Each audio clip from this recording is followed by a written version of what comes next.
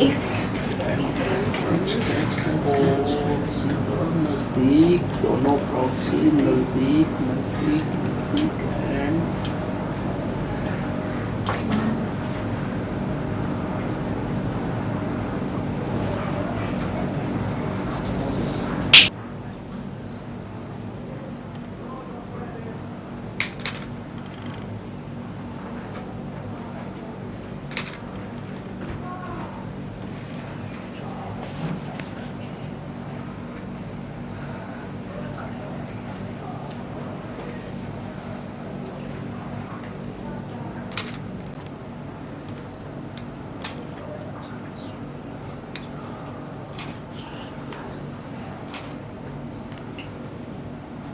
फिर रूही अरमान और अबीरा को लेकर ही काफी वापस रोहित की याद आना। अब किस अरमान अबीरा को देखकर क्या कुछ चीजें से वो गुजर रही है फिलहाल?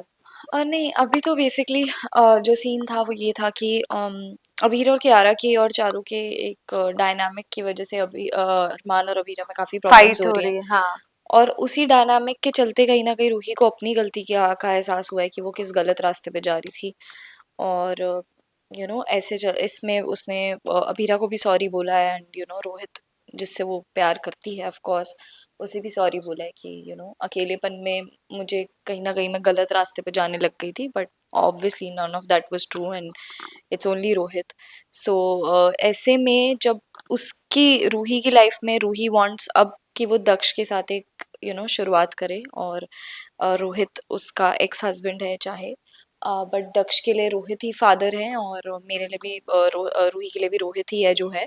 तो ऐसे में वो अपनी लाइफ में थोड़ी क्लैरिटी पा चुकी है, but on the other hand Arman और अबीरा काफ़ी लड़ रहे हैं और काफ़ी आर्ग्यूमेंट्स हो रहे हैं, तो रूही को ये बुरा लग रहा है कि इन दोनों के बीच में जो प्रॉब्लम्स हो रही हैं वो कहीं ना कहीं शायद मेरी ही नज़र लगी है। शी इज़ थिंकिंग कि अब मैं इन्हें कैसे सही करूं, so she wants to make things good between Arman and Abira. तो इसके लिए वो आगे कुछ चीज़ें भी करेगी जिनसे उनके बीच में वापस क्लोजनेस आए।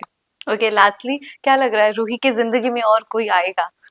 ये आई डोंट पॉसिबल नो। हो सकता है? I don't know. Of course life में आते हैं लोग, बट अभी के लिए तो लग रहा है कि अब जाके रूही थोड़ी इंडिपेंडेंट दिखेगी एंड थोड़ा ये दिखेगा कि कैसे वो as a single mom Daksh का ध्यान रखेंगे, and I am very happy about this because weak हो गई थी वो, एंड होता है अब पड़ जाते हैं वीक, बट अच्छी बात यह है कि वो अब अपने करेज के साथ अब वो दक्ष को संभालेगी, तो कोई और आए ना आए दक्ष और रूही एक दूसरे के लिए काफ़ी हैं। I think that is nice.